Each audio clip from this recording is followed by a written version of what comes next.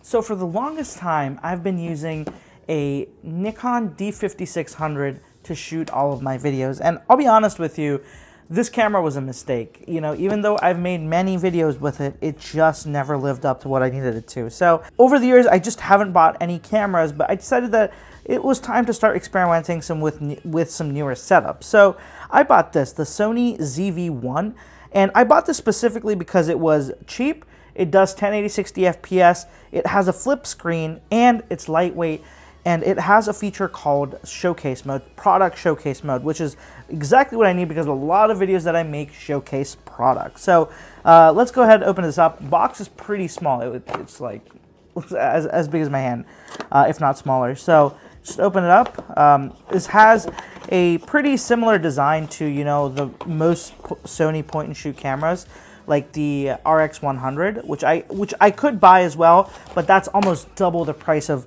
this one, and it does a lot of the same thing. So I'm just not sure if it was worth 2 times the price. So here's the camera. Let me just put it on the side for a second. Let's see what's in here. So there seems to be a filter for the mic, which would be good. A USB to micro USB cable, and it's in here, and a battery at the very side of there. So let me go ahead and put the box off to the side. So this is what you get. These are the paperwork, Visa gift card, blah blah blah, mass digital camera. All right, paperwork to the side. Let me go ahead, put all this to the side. It's pretty self-explanatory. Let's look at the camera. And my first impression is that it's definitely thicker and heavier than I thought it would be, especially compared to what the photos made it look like. Now, I never really expected it to be really that small though, because let's be real, it's a full size, it's a camera, right? Cameras aren't really that small, but I do like that the it's way more compact than my Nikon, so it's a lot easier to actually take this out in public to use. I just use my iPhone. If I'm not filming inside, I am not using this camera. So the one thing that I'm not a fan of with this, and I think it's probably one of the only things I'm really missing, is that there's no physical zoom on this. You have to use a switch to zoom in and zoom out. Now with this camera, I have a actual like zoom control, which I can manually do, which makes it a lot easier because it's a full frame camera, so I have a lens and everything attached to it, which is removable, but that just makes my life easier if I want to quickly zoom in, which I often need to do when I'm showcasing a new product. But this doesn't have that, but it does have the zoom option. It just doesn't have the exact thing that I wanted. So on the side here, we've got, I'm trying to see, so there's a microphone input, which is nice. So I can directly plug in like a Rode mic or something right there, which is perfect. It also does have a slot here, which I could hook up the microphone to. So that's a really, really good thing. Makes my life easier. And of course, the bottom does have the standard tripod mounting or accessory mounting bracket right there. Not bracket, it's the screw hole. Then you've also got, right next to the microphone, you've got your charging input, I believe. So that should be the micro USB, and it is the micro USB right there. And it's also got the mini HDMI, which you could use to connect a external display, which is also helpful if you're gonna do a full caged build. So I do like that. Those the flaps are good. Let's go ahead and open this up here. So SD card and battery live in the same slot, which is nice, but I am finding that the location is actually not that good, because if you have it connected to a tripod, you're not going to be able to open this, which is actually a downside for me, because oftentimes I just leave my camera mounted to the tripod and I swap batteries on the go. I'm going to have to unscrew my tripod every time I want to open this up and pull out my battery or SD card, which is a major annoyance, but it is what it is. The lock, it is a switch, so it won't automatically close when you put it down. You're gonna have to close that switch manually. And this is the display, which I think is what I was looking forward to the most. So it looks pretty good. You can have it shut all the way, so if you want to just put it in your phone, if you want to put it in your camera, you can, because there is a lens cover right here, so you can carry this in your pocket and not worry about damaging the screen or the lens. The motion is pretty smooth and it does articulate quite well. I like that. And I'm just going to compare it real quick to the display size of my Nikon, and it's very, very similar. A little bit smaller, but quite similar. So let me go ahead and actually just put in the battery, and let's see what we get. Now, there is no battery charger included in this, so you're going to have to buy a separate one, which sucks, but so is the case. You know, it is a $700 camera, so I do guess it's justifiable to a certain extent that they are cutting corners. Let's see. Okay, so you got to match it up like this. Gonna go ahead. So it clicks in right there. Let me close this, and let's flip over the screen, and oh, there we go, setup. So let me go ahead, walk you guys through the setup and see what options we have. So English, I'll enter area, date, and time. Chicago, yeah, it's time zone. Daylight savings off, date and time not set. Hang on, let me just do this real quick. Okay, so I've got the date set up. So now there's something called Imaging Edge, which I guess is it's just showing me, you know, certain apps I can have for this product, which honestly I'm not that interested in. But I will say this, the screen is nice and bright and very clear. It's absolutely easy to read and see. Quality is good. Oh, there we go. So it's opened up. Let me go ahead and show you the screen like this. It should, there you guys go. You guys can see the screen now. Okay, so I'm actually heading the zoom thing there, but so that looks good. It's quite easy to carry. Let me just go ahead and show you guys the camera itself, like when it's like that. So initial impressions are it looks pretty good. The weight is fine in the hand. Let me go ahead and see what the zoom is like. So the zoom is 24 millimeters to 70 millimeters, which is actually not far off from what I'm using right now. So right now I have an 18 millimeter to 55 millimeter lens. I do wish that I had the even wider frame. This is probably not going to be as pulled out as I'd want it to be, but it's fine. It is a pretty good variation, especially given it's a point and shoot camera. So let me just show you guys what it looks like when you zoom or zoom out. So the camera is, the motor is smooth and it's fast. It does not take a lot of time. One of the key things I really liked about this camera was its autofocus and the fact that it would focus on whatever you're doing very quickly. And you could get things pretty close to the lens and still have it actually stay in focus, which was not something I could say about my my current camera, which is very annoying. So you guys can just see, as you bring things closer, it does do a much quicker job. Now it's not, but there you go. So it is pretty good. I do like this. And what I'm going to do now is spend a little bit of time with this, take a couple of sample videos and shots, and show you guys what the microphone sounds like, what the camera quality is, and what else is there is to offer on this camera. And of course, I'm going to charge it up a little as well. All right, so I'm coming back to you after a day of messing around with the camera and just trying out all the features, the settings, mixing it up. And here's what I have to say about the camera itself. So it's pretty impressive how much you get for this price. And I'm going to start off with the buttons and the layout up here. So you've got your on-off button, a mode button that lets you switch between the modes, and there's a click wheel here that will let you scroll through the modes. Then you've got the dedicated record button for videos, which is excellent for me because I take a lot of videos more than photos. So I would have not been happy if there wasn't a dedicated video button, but with a point and shoot camera, that's often the case, which I can't complain about because I'm buying a point and shoot camera, but this is definitely made with videos in mind. And then there's obviously the zoom toggle here, and laid between it is actually the camera shutter button. So it goes out on half a stage for focus, and then one more to actually click the photo. And right here, this button is actually for what you'd almost call a portrait mode looking effect in your photos. So what it'll do is, photos and videos, it's gonna blur the background of your surroundings based on where you are, and that's pretty helpful that it's a quick toggle. So if you don't like it, you can immediately turn it off or turn it back on. From what I saw, I actually liked the effect. It looked pretty cool. So I'm gonna mess around with both having it on and off, but I did like it when it was on. And then towards the bottom right here, you've got a couple more buttons and the scroll wheel, which is nice for moving around the UI. I will say though that the scroll wheel is really close to some of these other buttons, and you do often hit the buttons sometimes when you don't mean to. So I wish that they were a little bit more spaced out, especially since there is more space right here. They could have made this bit a little bit smaller and pulled up those buttons and made it a little bit better. The screen is actually really good too. It gets very bright. I had no problem in direct sunlight, and it does a pretty good job, and it flips all the way around, which is very important to me, and also maintains a very good you know, just brightness throughout every situation you use it through. The clarity also is very good. It's not a low resolution screen. It's very, very respectable.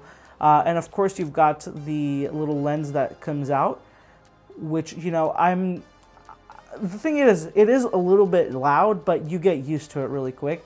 The zoom is fast or slow. You can actually change that in the setting. Right now I have it on a more slower mode because it gives me a little bit more fine control. And moving on, let me talk about the one physical thing I don't like. And by the way, yes, the camera shuts off or turns on if you open or close the screen, which I also think is a nice shortcut instead of having to hit the button. Just because if I'm opening the screen, it's obvious that I want to use the camera, and if I'm closing the screen, it usually means I'm done.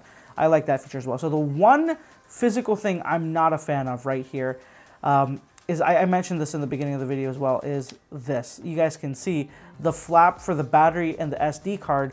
It's right there next to that tripod mounting screw, and that is absolutely frustrating because what it means is I cannot use this I cannot quickly swap out SD cards and a battery if this is mounted to a tripod. I have to remove it from a tripod every single time. But beyond that, there's not much that I can complain about. The weight is pretty respectable. It's not the lightest thing in the world, but for a camera of this capability, I think that it's fair.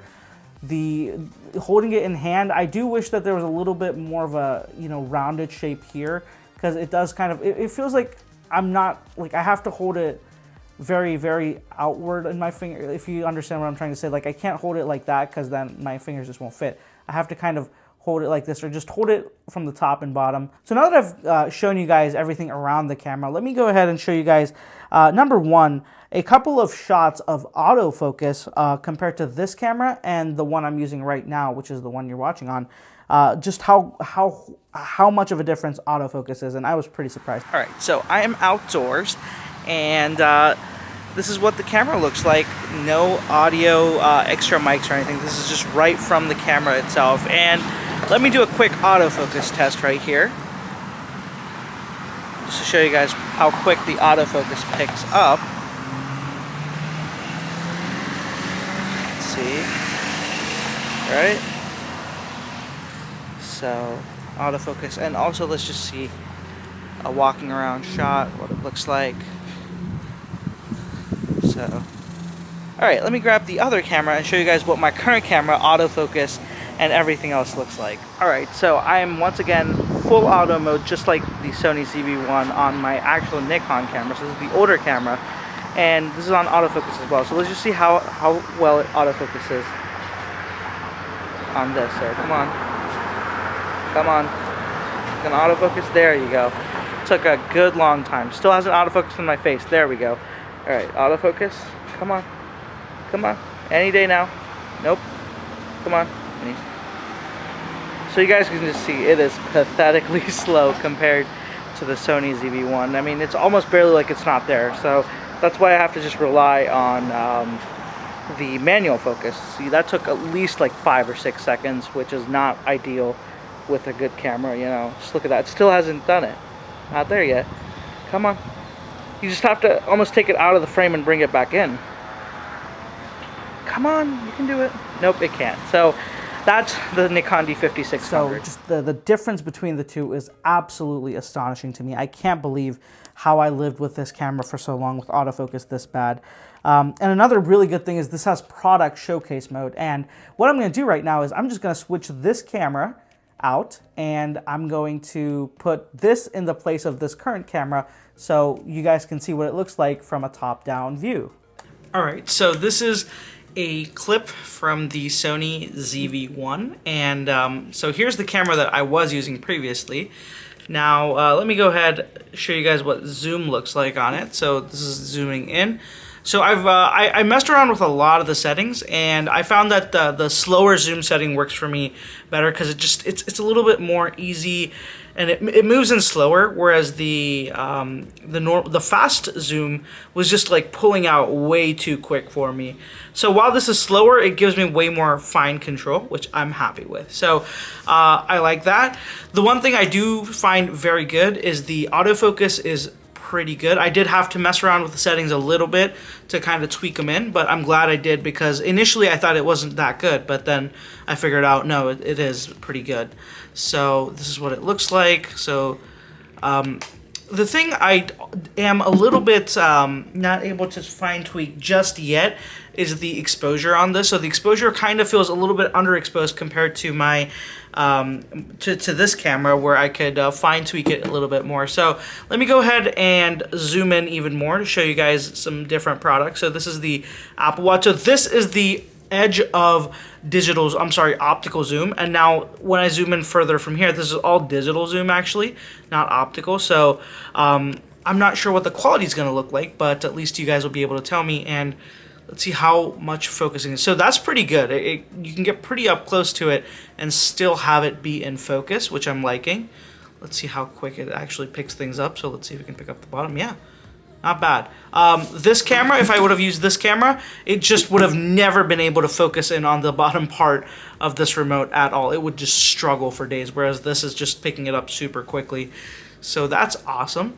So, all right, there's the Apple TV remote. Let me go ahead and pull out. So that was max zoom. Let me pull back out and show you guys my iPhone. So this is something that I'll be showcasing a lot on camera. You know, phones, that's a big part of my channel. So let's see what it looks like. And I do have this product showcase mode enabled, and the audio is right from the microphone. So this is not touched up in any way. This is exactly what it would sound like if you didn't add any accessories and just started filming with this camera.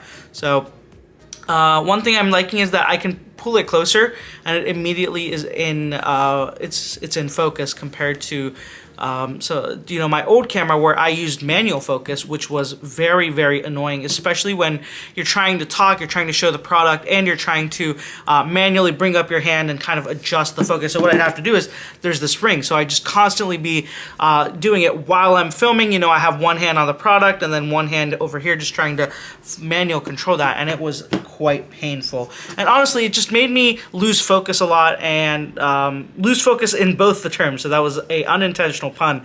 I would just lose focus on both what I was saying and the product on screen as well a lot of times. So this is what it's looking like. So again, it's doing a pretty decent job from a distance, but when I'm getting it closer, I do notice that it's having a little bit of trouble getting the bottom parts or the edges that are very reflective.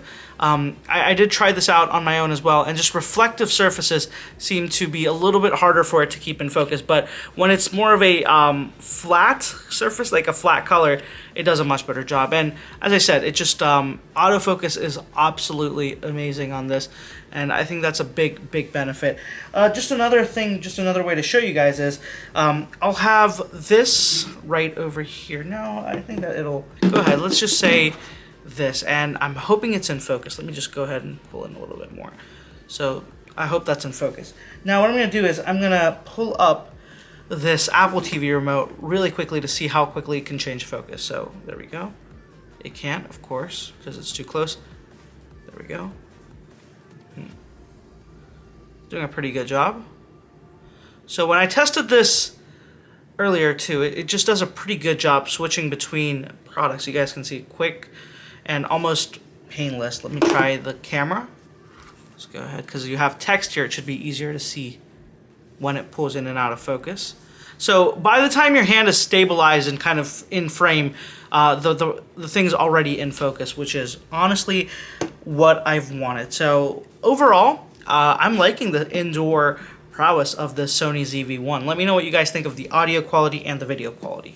So that was, you know, I think very, very well done. The camera did a really good job in the top-down mode. And by the way, I just want to mention, I did say that I'm not sure how, if I can fine-tune the exposure. It took me, like, I just wasn't looking in the right place. Once I hit mode and went into manual focus for the exposure, I got it done, and it was perfect. So overall, I think I'm very happy with this camera. I'm still going to keep testing it, but for videos, I'm really liking it. And one of the biggest things is, you know, the two main problems I have with my current camera is, number one, the autofocus, which I've talked about throughout this video. And number two is, this one has a 20-minute limit on recording videos. So it's a weird thing that actually is a regulation. It's more of a tax thing where in, I believe, European countries, if your camera records more than 20 minutes of video, it's classified as a camcorder, and there was some weird tax laws that went with having a camera versus a camcorder, something along those lines.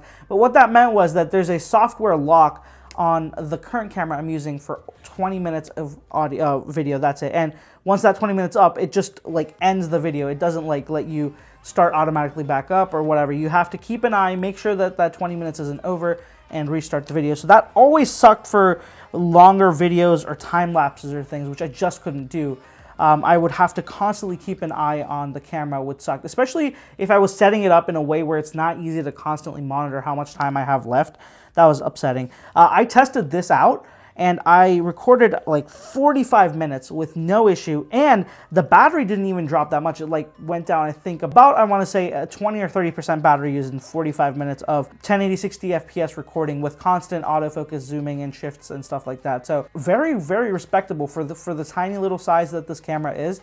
The fact that I can easily record an hour of video continuous without worrying about overheating or the battery dying. That's all I really want, and I'm very happy to have this right now. So I'm going to keep testing this. If you guys have any more questions about the Sony ZV-1 or would like anything else, you know, want me to show you guys something more, I very likely might make an update video on this. So let me know if there's anything you're interested in finding out down in the comments below. And if you haven't already, be sure to follow me over on social media. I'll have all the handles right here on the screen, and of course, link down in the description below. And if you want to check out the Sony ZV-1, I definitely recommend it. Initial impressions are very good. I'll have a link down to Amazon in the description, along with some of the other camera accessories I use. So go ahead, check those out if you're interested in this camera. Thank you so much for watching, guys.